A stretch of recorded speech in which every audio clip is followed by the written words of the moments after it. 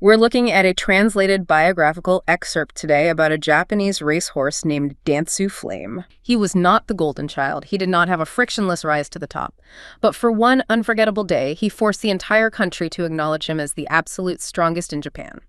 Okay, let's unpack this. So, to contextualize what Dantsu Flame actually achieved, we have to look at his baseline metrics and his entry point into the sport.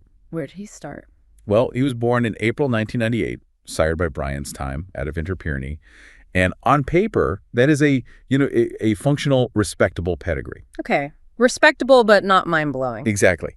Brian's time was a highly influential stallion, sure, but Dantsu Flame was not really presenting as elite yearling material.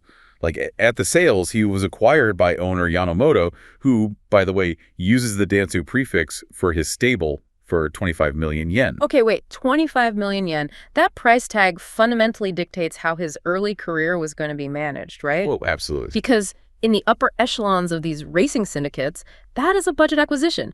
You don't take a 25 million yen prospect and debut him in some glamorous, high-profile turf route designed to, I don't know, showcase future Derby winners. No, you definitely don't. You put him to work. Right, and that's exactly what they did. He debuted as a 2-year-old on the Hakodate dirt over 1,000 meters. Yeah, and starting a career in a dirt sprint is basically the equine equivalent of grinding it out in the minor leagues. Just brutal, abrasive race. Yeah, it's a harsh surface. It demands raw, unrefined speed. Now, he finished second in that debut, but the experience seemed to galvanize him a bit. Mm-hmm. Because in his next start, he broke his maiden, his handler shifted him to the turf, and the mechanics of his stride finally found their rhythm. He just strung together 3 consecutive victories. Wow. Yeah, he was quietly constructing a really highly credible early resume. But operating quietly was kind of his blessing and his curse, because the 2-year-old racing scene around him was, it was undergoing the seismic shift. A golden generation. Exactly. The sources refer to this specific crop as a golden generation. We're talking about horses equipped with just generational freakish talent. Yeah, names like Agnes, Tachyon, Jungle Pocket. These colts were immediately clashing in the major stakes races. They were consuming all the media oxygen, right? Just establishing a terrifying performance ceiling. It's a great way to put it. The prodigies, the Agnes Tachyons of the world, they just press the gas and rely on their massive, perfectly tuned engines. Right, their genetics just do the work. Exactly. While Dantsu Flame's jockey had to perfectly time every single gear shift, optimize every drafting opportunity, and redline the engine just to keep pace. But what's fascinating here is the advantage of that dynamic. Developing in the shadows allows a competitor to build physical and psychological armor without the crushing weight of public expectation. Less pressure to be perfect out of the gate. Exactly. The prodigies carry the burden of perfection. Every fraction of a second they run is scrutinized by the media. But Dantsu Flame was allowed to learn the mechanics of racing, how to rate, how to corner, how to accelerate through a gap in a relatively low-stakes environment. He built his foundation while the industry was basically looking the other way. Right. But eventually, the preamble ends. It always does. As he entered his 3-year-old season, Dantsu Flame had to step onto the main stage and test that armor against the golden generation. And this initiates a phase of his career that the sources basically define as the agony of the almost. The almost, yeah. He starts strong, taking second at the Kisaragi show, and then capturing his first graded stakes victory in the Arlington Cup.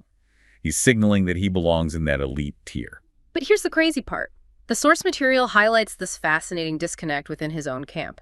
His trainer, Kenji Yamauchi, explicitly stated he did not understand why Dantsu Flame was running so well at these distances. Yeah, which is wild for a trainer to admit.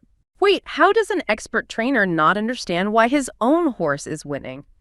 Yamauchi evaluated the horse's physical architecture, the muscular distribution, the skeletal frame, and just concluded Dantsu Flame was built strictly as a miler. Yeah, he looked at him and thought, this horse shouldn't be doing this. I found this assessment incredibly telling about our reliance on visual data. Let's break down the biomechanics of why Yamauchi was so skeptical, though. If we connect this to the bigger picture, a classic distance horse designed for races like the 2,000-meter Saitsuki Show or the 2,400-meter Derby relies on a leaner frame. Right, like a marathon runner. Exactly. Optimized for sustained aerobic capacity and a highly efficient, energy-conserving stride. But a miler typically has a blockier, heavily muscled physiology. They possess a higher concentration of fast-twitch muscle fibers designed for explosive anaerobic bursts. So they're sprinters, powerlifters almost. Basically. And asking a miler's body to cover a classic distance means you are forcing fast-twitch musculature to perform a slow-twitch job. It generates massive amounts of lactic acid. So it burns. It burns terribly. From a purely physiological standpoint, Dantsu Flame, pushing that bulky frame over 1.25 miles, should have resulted in catastrophic fatigue down the stretch. He was essentially overriding his own biology through sheer pain tolerance. Which makes the decision to enter him straight into the Satsuki Show, the first leg of the Triple Crown, without a traditional trial race. A massive tactical gamble. Oh, a huge gamble. And the betting public clearly deferred to the genetic lottery winners. Agnes Tachyon was the overwhelming favorite, Jungle Pocket was second, and Dantsu Flame sat as the third choice. And the Satsuki Show proved to be a brutal physical test. The race notes detail Dantsu Flame suffering multiple incidents of interference. His rhythm was broken, his momentum stalled. Everything that could go wrong did. Pretty much. Yeah. Agnes Tachyon, performing exactly as his pedigree dictated, just dominated the field. But the real story was happening behind him. Despite the tactical disadvantages and the interference, Dantsu Flame dug in, metabolized that lactic acid buildup, and fought his way to second place. He actually outfinished Jungle Pocket. He did. It was incredible. And that gritty performance sets the stage for the Japanese Derby. And the narrative layers here are just incredible. Agnes Tachyon suffers a career-ending injury, removing the overwhelming favorite from the board. It completely changed the landscape. Totally. Yeah. And Hiroshi Kawachi, who had been Takyon's jockey, now takes the mound on Dantsu Flame. Kawachi knows exactly what it feels like to ride a generational prodigy, and now he has to navigate the Derby on the ultimate grinder. The race distills down to this grueling side-by-side duel between Jungle Pocket and Dantsu Flame. Just two horses giving everything. Exactly. This is where the biological limits are tested. They are asking their bodies for everything. And in the final 100 meters, Jungle Pocket finds that elusive extra gear, that hidden reserve of aerobic capacity that elite pedigrees consistently deliver. He just pulls away. He pulls away. Dantsu Flame finishes second, another devastating near miss on the sport's biggest stage. The psychological toll of redlining your engine against prodigies only to fall short has to be immense. And the source material really reflects this. Instead of a triumphant rebound, he enters a severe performance slump. Yeah, the wheels kind of fell off for a bit. He runs fourth in the Kobe Shimun High, fifth in the Kicker Show, fifth in the Mile Championship. The sheer physical tax of overriding his miler physiology to stay competitive in the classics seemed to have, temporarily burned out his central nervous system. That is exhausted. Yeah, he was consistent, but that spectacular defiant edge was gone. He comes back at age 4 in the Kyoto High Spring Cup and manages only 4th. And the industry narrative began to solidify around him at this point. He was being categorized as a high-level gatekeeper. A gatekeeper! Ouch! Right. A horse capable of filling out the exotic bets, but lacking the killer instinct to secure a G1 victory. But evaluating an athlete purely on a string of slump performances ignores the underlying resilience of a grinder. Which he definitely was. Absolutely. Because at the Yasuda Kinen, we see the rebuild complete itself. From the very back of the pack, he unleashes this massive, sustained closing sprint to surge into second place. So he wasn't fading, he was recalibrating. Exactly, he was getting his legs back under him. And because he proved he had this late surging stamina at the Yasuda Kinen, his handlers finally saw a window of opportunity. This leads us to the 2002 Takarazuka Kinen. This is the turning point. And here's where it gets really interesting. The field dynamic was highly unusual for a Grand Prix event. Only 12 horses entered, and the competition had completely thinned out. The only previous G1 winner in the gate was Air Shakur, whose last win was 2 years prior. It was wide open. Right. For the first time, Dantsu Flame was the betting favorite. But a thinned-out field does not guarantee a coronation. Oh, never. The Takarazuka Kinen devolved into a vicious, stride-for-stride tactical battle. Dantsu Flame, reunited with jockey Shinji Fujita, had to fight for literally every inch of track. He didn't breeze past the competition, he locked into a duel and systematically broke the will of his rivals. And he crosses the wire first. The grinder finally secures his G1 title. It is the culmination of years of overcoming interference, defying his own trainer's biomechanical doubts, and surviving the golden generation. He didn't inherit the race. He outlasted everyone else. Exactly. It perfectly encapsulates his specific brand of greatness. While the prodigies dominated the early headlines and burned brightly, Dantsu Flame's stubborn consistency allowed him to capitalize.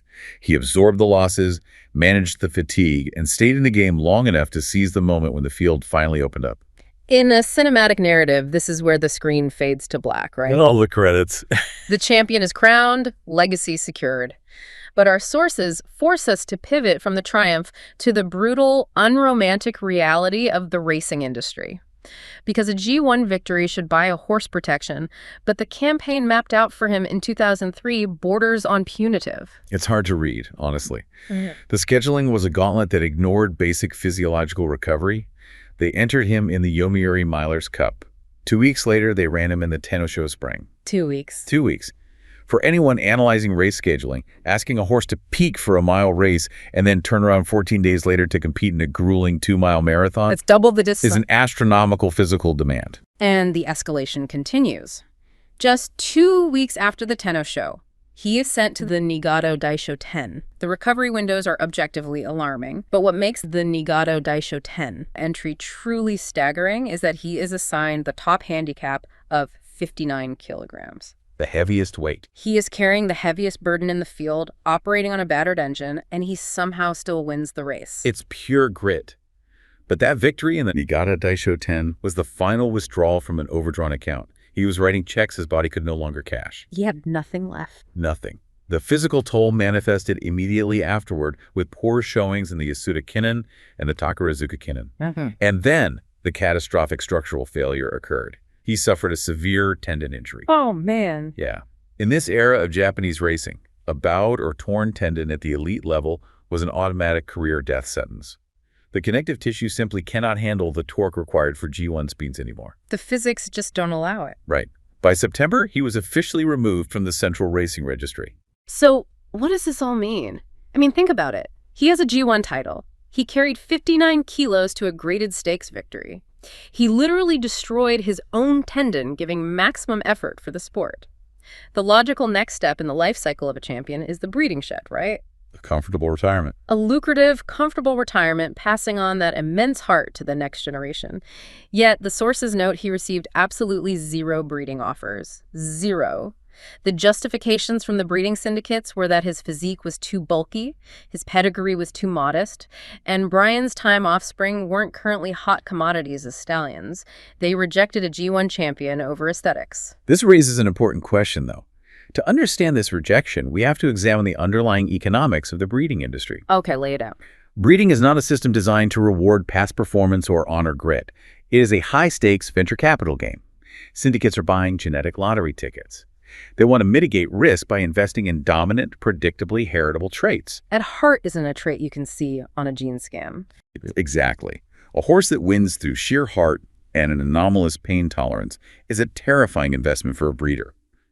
Grit is not a gene sequence you can reliably isolate and replicate. You can pass down Dantsu Flame's blocky miler physique, sure, but without the anomaly of his specific competitive drive, you just end up breeding a slow, blocky horse. Wow. Prodigies are safer investments because their baseline physical superiority, their massive aerobic capacity, their flawless strides, those are viewed as replicable genetic features.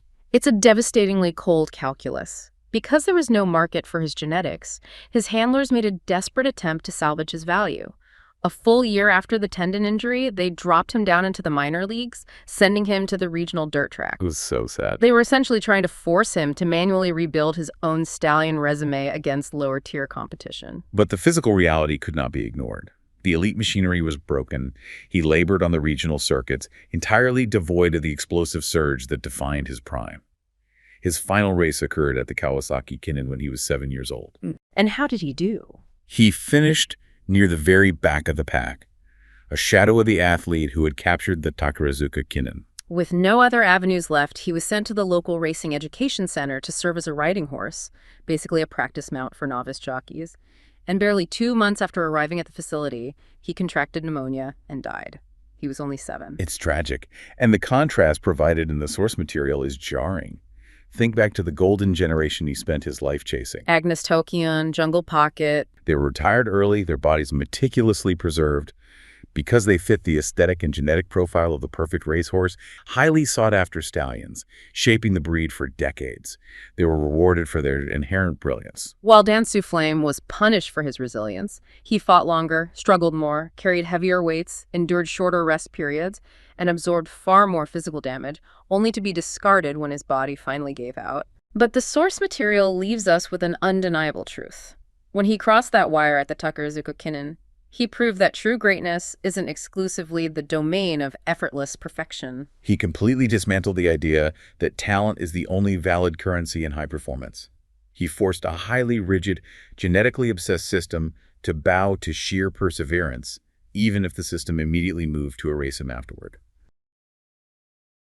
Thank you so much for watching. If you enjoyed this video, please like and subscribe for more.